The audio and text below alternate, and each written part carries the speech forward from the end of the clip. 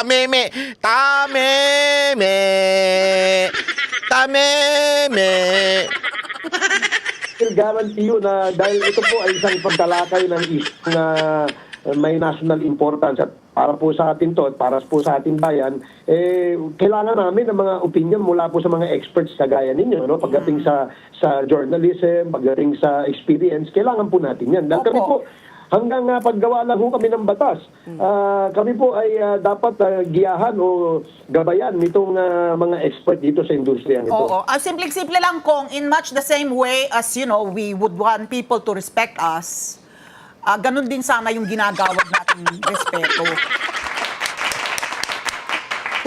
Ha! Akala ko titigil na si Madam eh. Oo nga, tama ka dyan, Kong. Oo. Pero as much as, di ba, you want us to respect you, respect us.